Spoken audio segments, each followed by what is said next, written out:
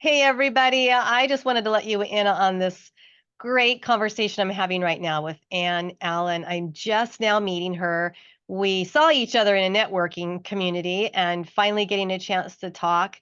And I've been learning so much about her brilliance and what she's doing in the world. And so I want to let you know about her book and what she's doing. So, Ann, you are the author of Talking Grief, and what does your book talk about specifically? What you just told me a few minutes ago is that there's more than just one kind of grief. So, who's your book for? I guess we could start there. Maybe that's a better question. Who's your book Oh, for? I love that question. It truly is for everyone. That sounds really Yeah, cliche, yeah. but I'm sorry, most of us are grievers, whether we want to realize it or not. And anytime we've had a loss that's significant to us, we will grieve, whether we are aware of it or whether we will allow ourselves or not. Most of us push it down because we don't want to deal with it, and it's usually very inconvenient. So that is why one of the reasons why I wrote the book also, so that we can actually have conversations that really matter and need to happen, and how to set that safe space for that to come about. Hmm. Why is it that a lot of people don't feel safe sharing their grief? What keeps them from being open about their emotions?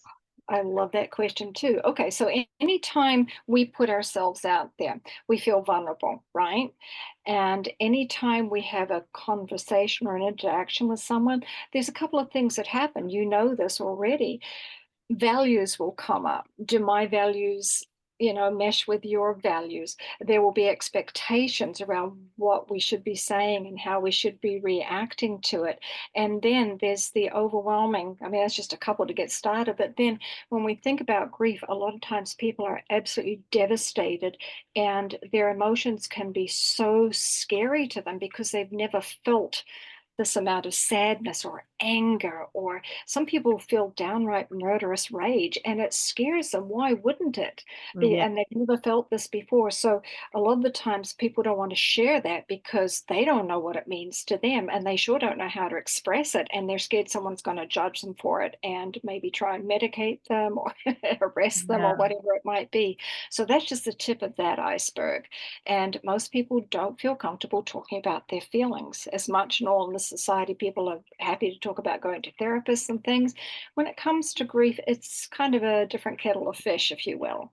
Yeah, well, and it sounds like too what you described might make someone feel like their emotion is so much bigger than they are, that to start to let it out could just be, I mean, like an explosion, right? Maybe Yeah. Yeah. uncontrollable. Maybe they don't know how they could control it once they start to release Yeah, that pressure. yeah, yeah, I love that. It's like trying to put the genie back in the bottle. Not Yeah, gonna happen. Not right. gonna happen. Yeah. Yeah, so But there it sounds has like we to. need to understand that releasing it though is what we need to do. Even if it's Oh, scary, holding it in is not the better option, right? We gotta release. absolutely, Yeah. absolutely. And may I just share a little bit about what we're talking about with things that are kept quiet? Mhm. Yeah, this is why we have such a problem with suicide in this country, because people do not want to deal with the fact that it's happening, and they don't know how. And then we have all of this repressed emotion, repressed Mhm. communication, and it's a real problem. Yeah. Well, I'm so grateful for you for writing this book. You might know I'm on my way with a team of individuals to go to Tanzania. We're going to be serving some children there. And, there's a lot of sickness and death and tribal wars and things like that going on in Africa. And in many ways, people grieve because of those circumstances. And I'm hoping that we can go there and just be someone that they could share things with that perhaps they don't feel like they can share with their families. These young kids, the middle school type age, and high schoolers. And so I appreciate the work that you're doing because those conversations are so important. And that's what I do in the world is I help people have that confidence to start talking about things that seem scary to talk about. So they can find your book Talking Grief on Amazon, is that right? Yes, on Amazon. Yep, Okay. absolutely. Excellent.